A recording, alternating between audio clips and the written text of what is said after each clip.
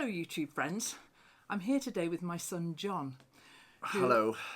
He's a cabinet maker and we're going to tell you about the project that has been in the works for a long time.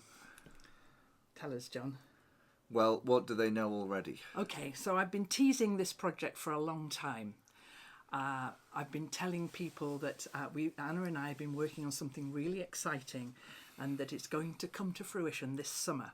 Now, it's something that's in many parts, and over the next few weeks we will be showing you all the elements that go together towards the fruition of this project. So now is a really good time to put your notifications bell on if you're subscribed, so that you never miss when we post a video about this project. So John, what was this project that we both got so involved with? Well, it was a bit roundabout, really, because with the work that I do when I'm not coming around to see Mother, we look for interesting trees and interesting timber and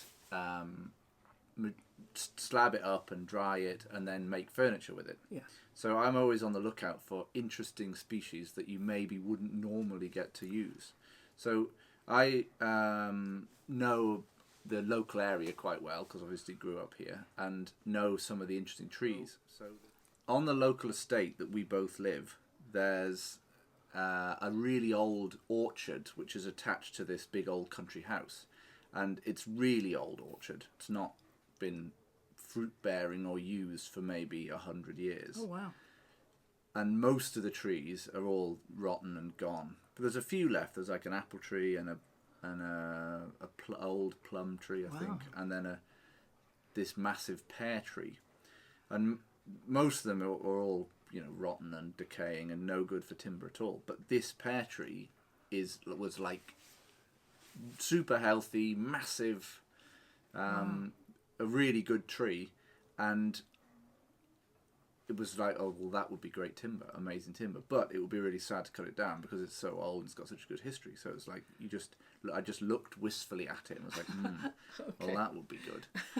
But then leave it, and in the spring it would flower with this beautiful blossom, and then in the summer, late summer, it had these really small hard pears, which were basically inedible. Yeah. So it wasn't like it was a good fruit bearing tree. And then I was driving because it's you can see it from the road, and I was driving one day after we had some very big storms last year. Some of those big 2 years storms, ago. And I was driving past and I saw it was in flower, but it was all on the floor, and it was like, what's gone on there? So I pulled over and walked in through the field, and the whole tree had blown over. Now that was really the only way that I could ever we could ever have got it. Yeah. And because we know the family who own the land, the estate, I went and asked them and said, oh, the tree's come down. Can I buy it from you? So we bought the tree, and then we've got this really old, and pear trees normally, the people grow them in a garden and they grow, fairly small. People prune them to keep them low so they can harvest the fruit, and they would never cut them down. Whereas this one in this old orchard had just been allowed to grow massive. And so it's rare that you see one that size. Yeah, really rare. And what we're looking for when we're making furniture is you want the bottom of the tree to be really wide, as much girth as possible, so that when it's slabbed up into planks, it's got lots of width so that you can cut it into wide boards and make furniture or whatever out of it. And most pear trees wouldn't ever be that wide. Like I did get one from the past, and it was about this. So you get 3 or 4 boards there. And very thick, very narrow. Very narrow, yeah. Whereas this one, massive, brilliant. So got it, and then it's like, well, how do we get it out from here? Because it's across this field, in a muddy field. So, but we know Jonah, who is the husband of Louise, who Mother knows. You'll be seeing Louise later in this project, which brings it beautifully full circle. But Jonah has a timber extraction business, and he has a little sawmill. So he has this really big 4-wheel drive winch machine, and then all the kit to be able to cut the trees up and bring them out. So we've got some footage of that, which you can see, and he did a great job of cutting the tree up and into usable pieces, and then bringing it out, putting it onto his trailer, and then taking it to his sawmill. So we had all the thicker section at the bottom, and because it was the tree, the way the tree grew is it had a really thick stump, big, a metre across, and then it split into 3, and each of those 3 was, I don't know, maybe. So even the splitting of into 3 trunks still made good. a usable sized plank. And they were long, they were, before they started branching, which is when it gets unusable timber, they were really tall. So it was, metres worth of timber. So it was an exciting amount of timber to get. Super worthwhile. So Jonah got it all out on his trailer, took it up to his yard, and then I went up and we planked it up, all those logs up into different thicknesses, which we're now drying and will in the future use to make timber. So that's super exciting, the whole process. Fantastic. But then you've got all of this extra branch wood at the top, which is the narrower stuff, where it's branched higher and it's quite small sections, so you wouldn't be able to safely cut it, or you wouldn't really be able to use it for what we do. But pear's a really rare timber. It's a really beautiful tree. It's really local to here. Yeah. So that's the part I like best of all. And this, we're never going to get a tree like that again. So it seemed a shame just to cut it up for firewood and burn it. A specimen tree like that, the branch wood would just go for firewood. Yeah. Because it's too small to do anything useful with. But in this case, because it's such a rare tree, and it's so rare that it would ever be, you would ever get it like this. Yeah, again. that it would be cut. That it would be cut down or blown down. That it felt like it was worth doing something with the branch wood. So rather than cutting it up, I saved it and had Jonah bring it out on his big trailer, and I thought Mother might be able to do something. Well, that's when you asked me about it. Yeah. And this was a couple of years ago, right in the middle of the pandemic. And you came round here like you often do after work, and you were just telling me about this branch wood. And did I know anybody who'd be able to do anything with it? Yeah. And I do. Yeah, so I bought, you know this spoon carver, right? I do. I know a few people who carve spoons, and I bought a spoon from this person a few years ago, and she lives out at the coast. Her name's Rachel. And so, I got in touch with Rachel and asked her if she was interested. To see if she wanted the pear branches. Yeah. So John brought the wood round and Rachel came to see me. And this was all a couple of years ago, wasn't it? Yeah. Because it was all, we're all in the middle of the pandemic and nobody was really going anywhere. But Rachel came out and collected the pear wood and took it back to her house. And that was the last I saw of it for a very long time. Yeah. And so this next part of the series is the next person to pick up this tale is going to be Rachel. And so the next video you'll see will be all about what she did with these amazing branches.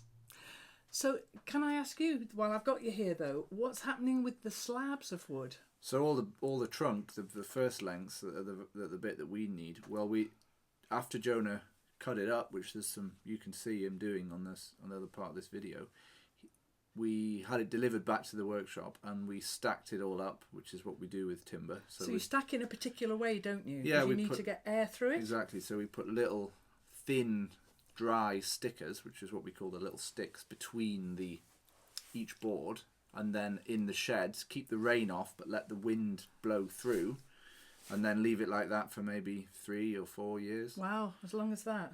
Yeah, because what you want is that when you make some furniture or something out of it and bring it into someone's warm house, that the tree has lost all as much moisture as it can, so that when it's brought into a warm house, it doesn't lose more. And when timber, as I'm sure all know, when timber loses moisture or gains moisture, that's when it moves or shrinks and expands and contracts.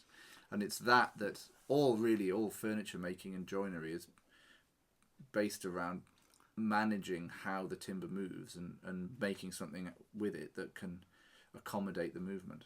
But the more you season it, the better it is.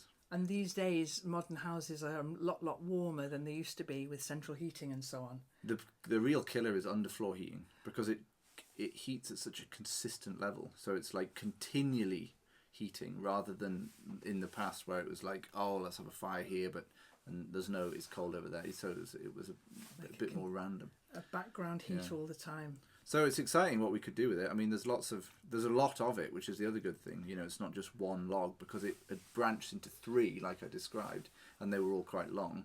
It meant that we could get some boards cut to thick, and then some very thin. So it means we could make it. And I kind of fancy making something for myself out of it. So rather than... And I fancy commissioning him to make something for me. Yeah. It'd be lovely to have a piece from this pear tree. Yeah. And because it's lovely timber, yeah, beautiful. It's got a really golden, sort of warm golden tone to it. Yeah, and not much colouring. Not really. There's a little bit of figuring, but not a lot. It gets this this like peachy red, and some of the boards show some of that. So if you were making a table with it, you know, to find some that have that. That's for the top. Yeah, that would be nice for the top. So it's had a couple of years drying. It might have a couple more years. Yeah. So we might come back in a future video and see what John does with that pear wood. Yeah, that'd be a fun video. That'll be an amazing video. Well, you definitely need your notifications on for that one. That's a long time in the future. But I'm excited for this project, and I'm really pleased that it was John's idea, and John got involved with it, and that we'll be seeing the fruition of this project over the next few weeks. It's nice that the tree that grew so locally, because it's only about a mile from where Mother lives, and it's really nice that it can be used for something so nice and carefully crafted, rather than just cut up for firewood. Absolutely. Which sadly is what happens with a lot of interesting timber. Yeah. Well, I'm not going to give too much more away, but if you keep watching this particular series, then you'll see how the wood was used, and also how some of the shavings were used, John. Yeah. So really, it was of all the trees we worked with, it was the one that we've used the most parts of, which is really satisfying. It is satisfying. Not just burning up in a big fire.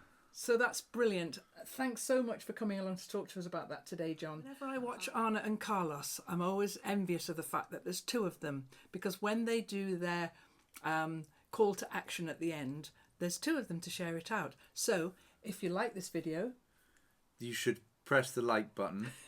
You should subscribe. And if you really like the content that Mother makes, then you should go on to her website or her Patreon.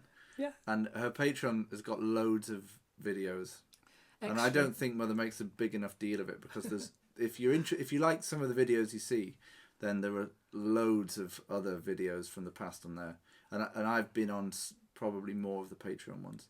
So if you wanted to see any of the stuff, some of the stuff in the workshop and making some projects in there, I think there's some on there, aren't there? That's true, and I never really do talk about it, but you're right. I just mention it in passing, but thank you very much, John. She's too modest. Thank you for the advert, John.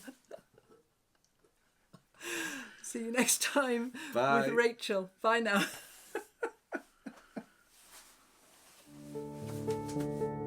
You're a lovely boy.